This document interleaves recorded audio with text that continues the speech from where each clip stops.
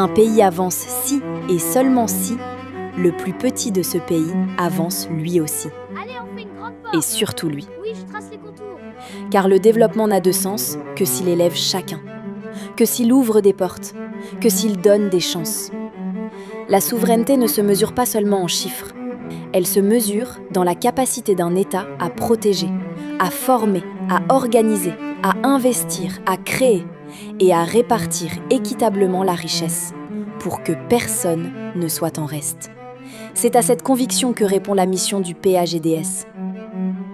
Le PAGDS, c'est le projet d'amélioration de la gouvernance pour la délivrance des services de base aux citoyens.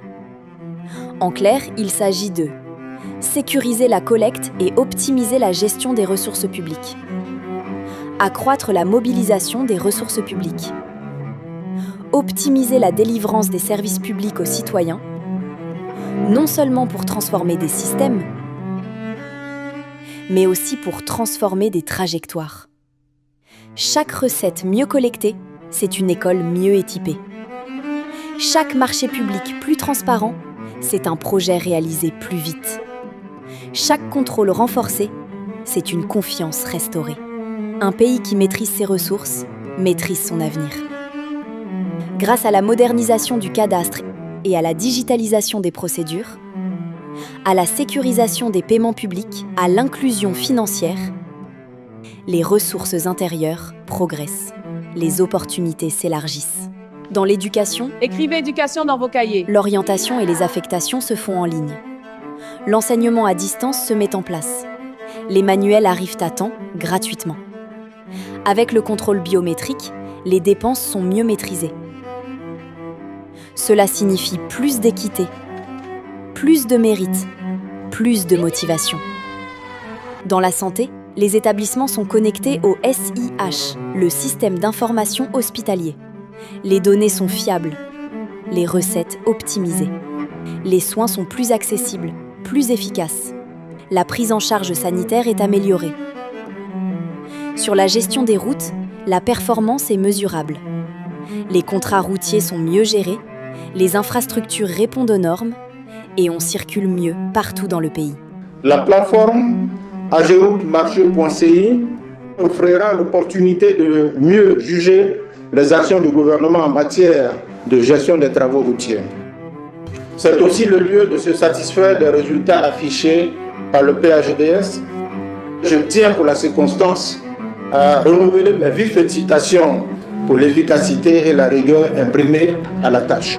Pour les activités judiciaires, le climat des affaires est amélioré. Les institutions de contrôle sont plus opérationnelles. Le contrôle citoyen est affirmé. La gouvernance cesse d'être abstraite. C'est une réalité. Un pays fort est celui qui permet à sa jeunesse d'oser. Oser apprendre. Oser entreprendre. Oser croire en l'avenir.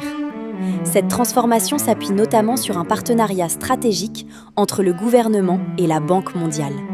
Ce partenariat essentiel a débuté en 2008 avec le DGDI, Don de gouvernance et de développement institutionnel, un programme innovant qui a permis de réaliser d'importantes réformes dans les secteurs clés de l'économie nationale et de moderniser la gestion publique.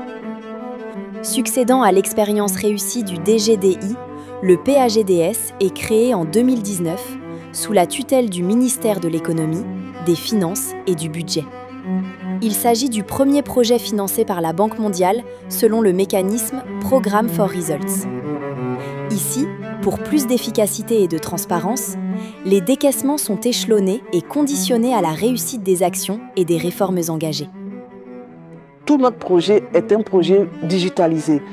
Nous avons digitalisé l'inclusion financière, tout ce qui est finance, l'AGEROUTE, tout ce qui est infrastructure routière, les marchés. Nous avons aussi digitalisé l'école avec les orientations et bien d'autres choses. Aujourd'hui, nous sommes sur la santé, nous sommes sur la mobilisation des ressources. Tout cela participe à la modernisation de l'administration et c'est à l'actif du ministre de l'Économie et des Finances qui assure la tutelle. Et la Banque mondiale qui croit en nous a suscité la phase additionnelle avant même qu'on ait fait la mission d'évaluation à mi-parcours. Après 6 années d'intenses activités dédiées à la promotion d'une meilleure gouvernance, socle d'un développement durable, le PAGDS s'achève. Ce qu'il laisse n'est pas un simple bilan. Ce sont des procédures simplifiées et optimisées. Ce sont des outils novateurs qui profitent réellement aux populations. C'est une nouvelle exigence, une nouvelle norme, un nouveau cap. Celui d'un État moderne, responsable et résolument tourné vers sa jeunesse. On est satisfait. Plus important, on reconnaît que le chemin continue et donc on arrive maintenant à une deuxième phase qui est le programme que j'appelle 2.0, right? Donc qui permettra maintenant de bâtir sur ce qu'on a fait pour aller vraiment sur des éléments sur la question de la mobilisation des ressources publiques. Ça, c'est important. Il faut que la Côte d'Ivoire soit dans le ligue des pays qui puissent dire « je peux avoir un taux, le ratio entre les revenus collectés et le produit national brut, qui est la demande de l'UMOA, c'est 20%. Pourquoi pas, la Côte d'Ivoire doit pouvoir y arriver. Donc on va les aider à continuer ce cheminement. Deuxièmement, on va continuer toute la question de la qualité des services.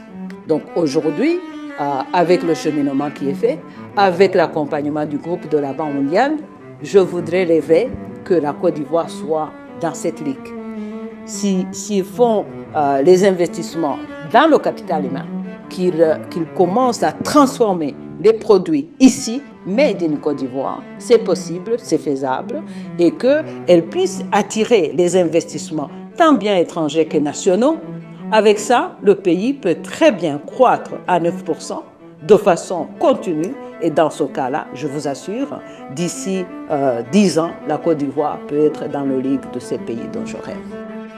Un pays avance si, et seulement si, le plus petit de ce pays avance lui aussi.